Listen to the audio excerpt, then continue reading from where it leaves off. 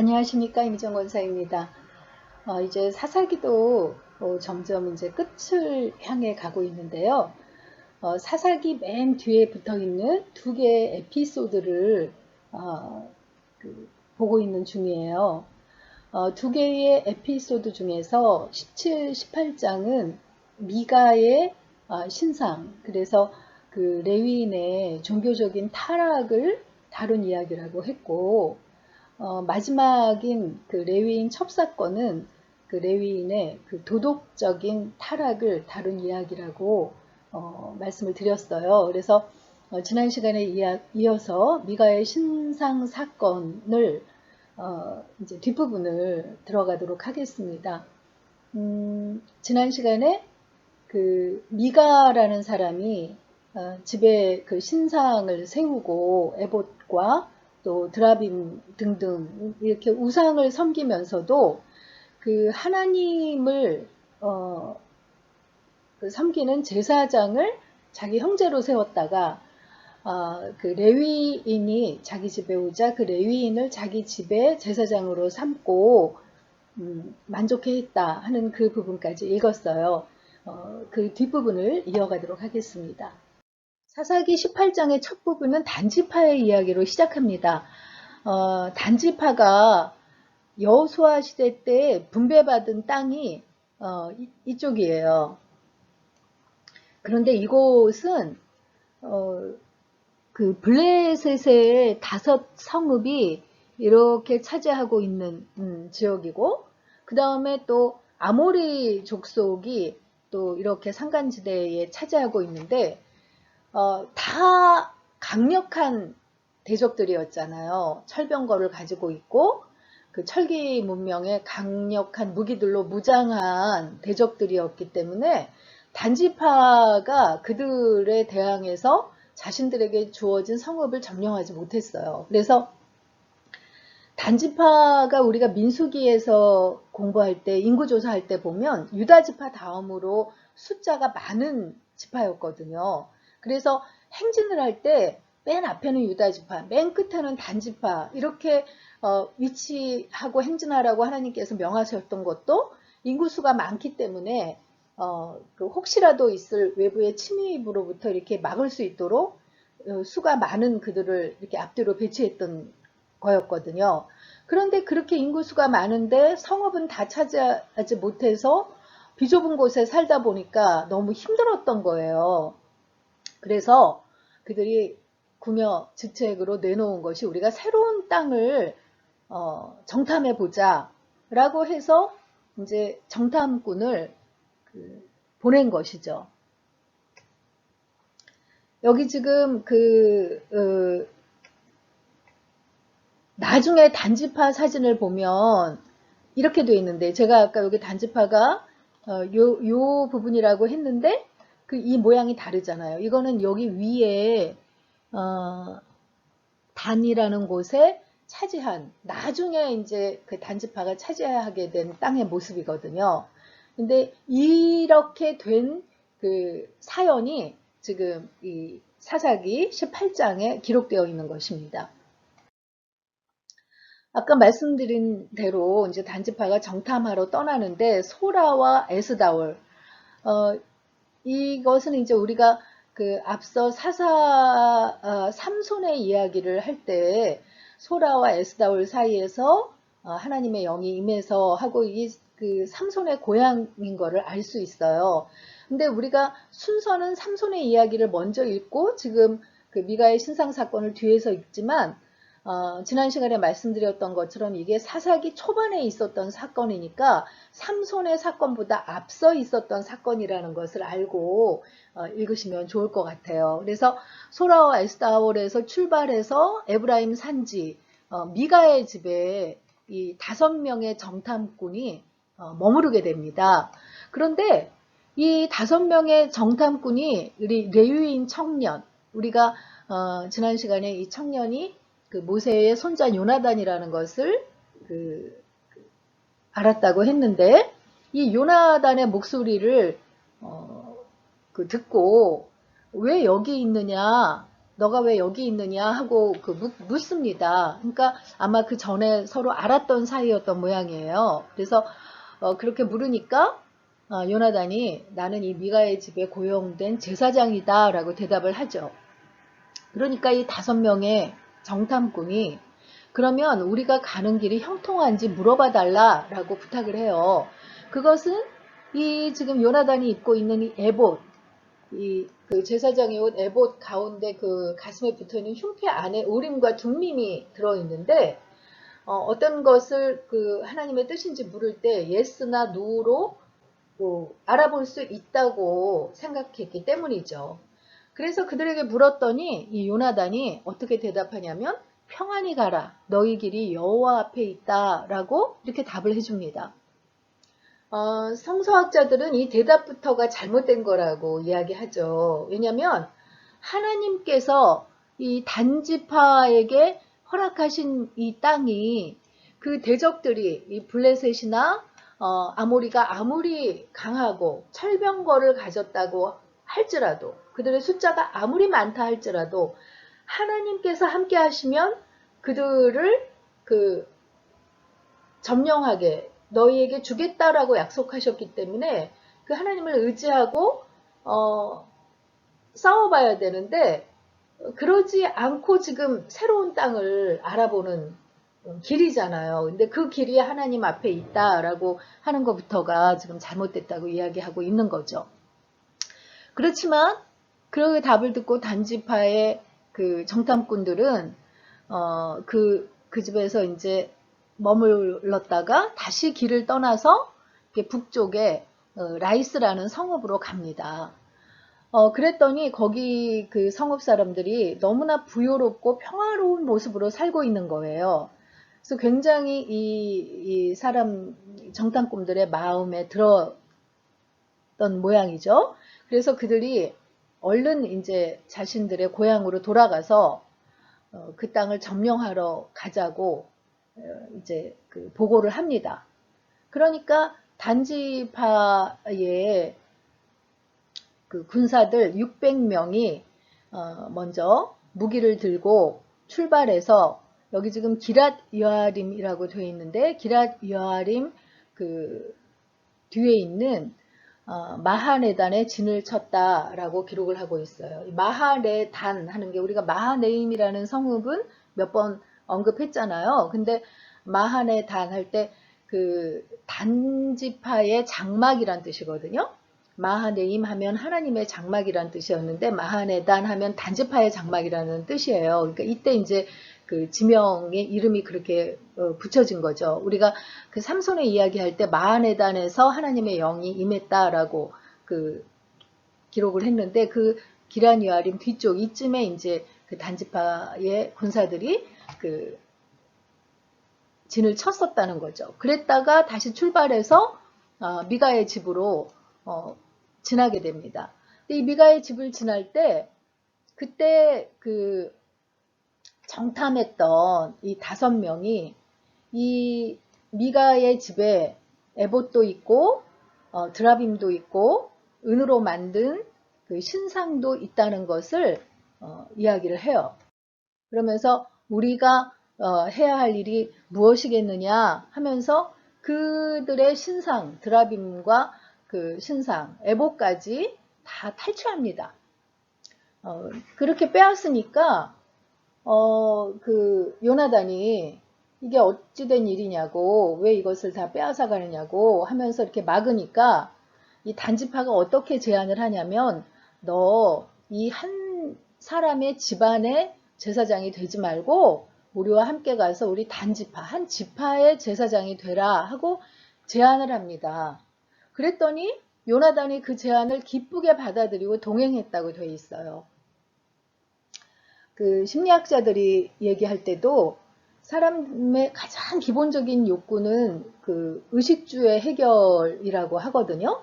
그런데 그 의식주가 해결되고 나면 또 다른 욕구들이 생기는데 명예욕이라든가 권력욕 같은 게 생긴다고 하죠.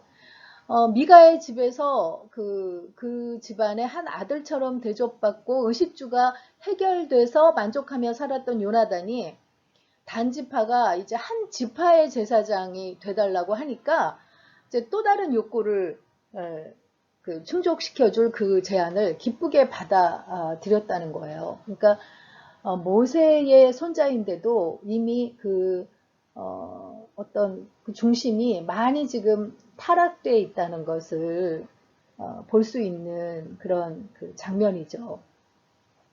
그래서 그와 이제 단지파와 함께 이제 동행해서 그 떠나게 되는데 단지파가 어린아이와 가축을 앞세우고 왜냐하면 이제 그 나중에 이 미가나 그 주변 사람들이 그들을 쫓아올 것을 알고 어린아이들은 이렇게 앞에 그 세웠다는 거죠. 그래서 앞세우고 그 군대는 아까 600명이었는데 단지파가 이제 전부 지금 이동하기 시작한 거거든요. 거의 2, 3천 명이 될 거라고 학자들이 봐요. 왜냐하면 장정이 600명이다 할 때는 그 인구 수에 들어가지 않은 인구는 이제 거의 곱하기 4를 하면 맞다고 보거든요. 그래서 2, 3천 명이 되는 단지파가 이렇게 이제 길을 떠난 거죠. 그들이 멀리 떠났을 때 이제 미가가 그 신상과 모든 것을 탈취해가지고 제사장까지 데리고 단지파가 떠났다는 것을 알고 이웃집 사람들과 함께 모여서 단지파를 뒤쫓았어요. 그래서 그 단지파를 막 부르면서 쫓아가니까 단지파가 돌아서서 무슨 일이 있기에 이렇게들 모여서 오시오 하고 오히려 물어봅니다. 그러니까 미가가 어처구니가 없어서 뭐요? 우리 집에서 그 내가 만든 신상과 제사장을 뺏어 가면서 무슨 일이라고 무슨 일이 있느냐고 묻다니요. 이게 말이나 되는 소리요? 나에게 남은 게 뭐가 있어? 라고 이렇게 물어보니까 단지파가 더 이상 아무 말도 하지 말고 가만히 있는 게 좋을 거요. 이 사람들이 성이 나서 당신들을 치고 당신과 당신의 가족의 생명을 빼앗을까 염려되오. 이렇게 이야기합니다. 굉장히 점잖은 말이지만 완전 협박인 거죠.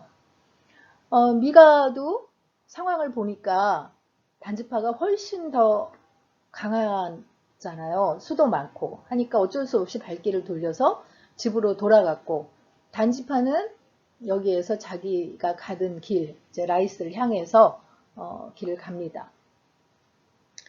그래서 그 단지파가 평화롭게 사는 부요롭게 살던 라이스 백성을 칼로 쳐서 죽이고 그들의 성을 불살라 버렸어요. 이 전쟁은 하나님이 허락하신 전쟁이 아니었죠. 굉장히 잔인하게 라이스의 그 사람들을 다 치고 그 성읍을 점령해서 살게 되는데 그 단지파가 이들을 점령할 때 아무도 돕지 않았어요. 도울 수가 없었던 거죠. 왜냐하면 이 베드루홉이라는 그 성읍 근처에 있던 라이스는 시돈과도 많이 저 위에 시돈이 있는데 많이 떨어져 있었고 이렇게 굉장히 그 외딴 지역이었기 때문이죠. 그래서 이런 그 잔악한 점령 사건이 있는지를 아무도 몰랐기 때문에 도움을 받을 수가 없었어요.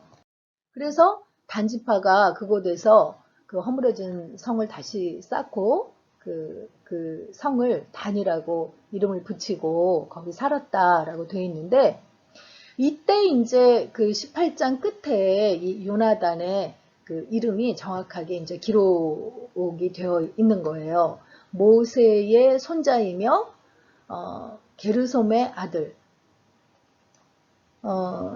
린 요나단이 하면서 그 언급이 되고 있죠. 그 요나단이 그 땅 백성이 사로잡힐 때까지 단지파의 제사장으로 있었다라고 되어 있어요. 나중에 이제 그 블레셋에 의해서 그 땅 백성이 이제 사로잡힐 때까지 단지파의 제사장으로 그가 이렇게 그 집안이 이렇게 내려왔다라는 것을 기록을 하고 있는 거죠. 그래서 모세의 손자 요나단이었구나. 그렇다면 이 사건이 사사기 초반부에 일어났던 사건이구나 하는 것을 알 수 있는 거죠.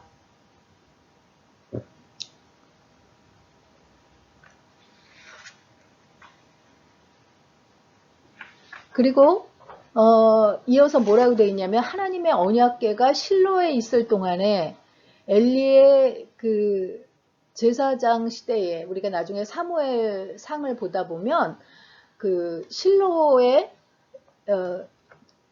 언약궤가 이동된 거는 여호수아 시대 때 이미 이렇게 이동이 됐잖아요. 그래서 300년가량을 여기에 실로가 어떤 영적인 역할을 감당하는 그런 성읍의 역할을 해왔는데, 그것이 나중에 이제 엘리 제사장 때 블레셋에 의해서 여기가 폐허가 되거든요. 근데 그때까지 미가의 신상이 단 자손에게 있었다라고 기록을 하고 있습니다. 그런데 이 사건 이후에 단지파의 이야기가 성경에서 사라져 있고요. 역대기에도 단지파의 이야기는 없어요. 그리고 요한계시록 7장에도 12지파 이름을 언급할 때 단지파 이름만 빠지고 기록되어 있는 것을 볼 수 있습니다. 그러니까 아주 우상 숭배로 인해서 이렇게 갈려지고 나중에 이제 여로보암 시대에 단지파에 또 금송아지 단이라는 성읍에 금송아지를 놓고 이제 섬기게 되는 이야기도 나오는데, 이런 하나님의 명을 거역한 그들의 역사가 이제 결국은 한 지파가 사라지게 되는 그런 결말을 보게 되는 것을 알 수 있습니다. 그래서 이 장의 묵상 포인트는요, 당장 눈앞의 이익을 쫓고 싶을 때 역사 속에서 자취를 감춘 단지파의 이야기를 떠올려 봅시다 라는 것인데요. 단지파가 결국 하나님의 명령을 듣고 그를 신뢰하고 움직인 것이 아니라 당장 자기네가 보기에 좋은 곳을 따라서 행동했다가 결국은 역사 속에서 사라진 이런 것을 기억하고 우리가 좀 반면교사 삼는 것이 좋지 않을까 하는 그런 생각을 해보게 되는 장입니다. 우리 18장 읽고 마치도록 하겠습니다. 18장. 그때에 이스라엘의 왕이 없었고 단지파는 그때에 거주할 기업의 땅을 구하는 중이었으니 이는 그들이 이스라엘 지파 중에서 그때까지 기업을 분배받지 못하였습니다. 단 자손이 소라와 에스타올에서부터 그들의 가족 가운데 용맹스런 5사람을 보내어 땅을 정탐하고 살피게 하며 그들에게 이르되 너희는 가서 땅을 살펴보라 하매 그들이 에브라임 산지에 가서 미가의 집에 이르러 거기서 유숙하니라. 그들이 미가의 집에 있을 때에 그 레위 청년의 음성을 알아듣고 그리로 돌아가서 그에게 이르되 누가 너를 이리로 인도하였으며 내가 여기서 무엇을 하며 여기서 무엇을 얻었느냐 하니 그가 그들에게 이르되 미가가 이러이러하게 나를 대접하고 나를 고용하여 나를 자기의 제사장으로 삼았느니라 하니라. 그들이 그에게 이르되 청하건대 우리를 위하여 하나님께 물어보아서 우리가 가는 길이 형통할는지 우리에게 알게 하라 하니 그 제사장이 그들에게 이르되 평안히 가라 너희가 가는 길은 여호와 앞에 있느니라 하니라. 이에 5사람이 떠나 라이스에 이르러 거기 있는 백성을 본즉 염려 없이 거주하며 시돈 사람들이 사는 것처럼 평온하며 안전하니 그 땅에는 부족한 것이 없으며 부를 누리며 시돈 사람들과 거리가 멀고 어떤 사람과도 상종하지 아니함이라. 그들이 소라와 에스타올에 돌아가서 그들의 형제들에게 이르매 형제들이 그들에게 묻되 너희가 보기에 어떠하더냐 하니 이르되 일어나 그들을 치러 올라가자. 우리가 그 땅을 본즉 매우 좋더라. 너희는 가만히 있느냐? 나아가서 그 땅 얻기를 게을리하지 말라. 너희가 가면 평화로운 백성을 만날 것이요 그 땅은 넓고 그곳에는 세상에 있는 것이 하나도 부족함이 없느니라. 하나님이 그 땅을 너희 손에 넘겨주셨느니라 하는지라. 단지파의 가족 중 600명이 무기를 지니고 소라와 에스타올에서 출발하여 올라가서 유다에 있는 기랏 여아림에 진치니 그러므로 그곳 이름이 오늘까지 마한에 다니며 그곳은 기랏 여아림 뒤에 있더라. 무리가 거기서 떠나 에브라임 산지 미가의 집에 이르니라. 전에 라이스 땅을 정탐하러 갔던 5사람이 그 형제들에게 말하여 이르되 이 집에 에봇과 드라빔과 새긴 신상과 부어 만든 신상이 있는 줄을 너희가 아느냐? 그런즉 이제 너희는 마땅히 행할 것을 생각하라 하고 5사람이 그쪽으로 향하여 그 청년 레위 사람의 집 곧 미가의 집에 이르러 그에게 문안하고 단자손 600명은 무기를 지니고 문 입구에 서니라. 그 땅을 정탐하러 갔던 5사람이 그리로 들어가서 새긴 신상과 에봇과 드라빔과 부어 만든 신상을 가져갈 때에 그 제사장은 무기를 지닌 600명과 함께 문 입구에 섰더니 그 5사람이 미가의 집에 들어가서 그 새긴 신상과 에봇과 드라빔과 부어 만든 신상을 가지고 나오매 그 제사장이 그들에게 묻되 너희가 무엇을 하느냐 하니 그들이 그에게 이르되 잠잠하라 내 손을 입에 대라 우리와 함께 가서 우리의 아버지와 제사장이 되라. 내가 한 사람의 집에 제사장이 되는 것과 이스라엘의 한 지파 한 족속의 제사장이 되는 것 중에서 어느 것이 낫겠느냐 하는지라. 그 제사장이 마음에 기뻐하여 에봇과 드라빔과 새긴 우상을 받아가지고 그 백성 가운데로 들어가니라. 그들이 돌이켜서 어린아이들과 가축과 값진 물건들을 앞세우고 길을 떠나더니 그들이 미가의 집을 멀리 떠난 때에 미가의 이웃집 사람들이 모여서 단 자손을 따라붙어서 단 자손을 부르는지라. 그들이 얼굴을 돌려 미가에게 이르되 내가 무슨 일로 이같이 모아가지고 왔느냐 하니 미가가 이르되 내가 만든 신들과 제사장을 빼앗아 갔으니 이제 내게 오히려 남은 것이 무엇이냐 너희가 어찌하여 나더러 무슨 일이냐고 하느냐 하는지라.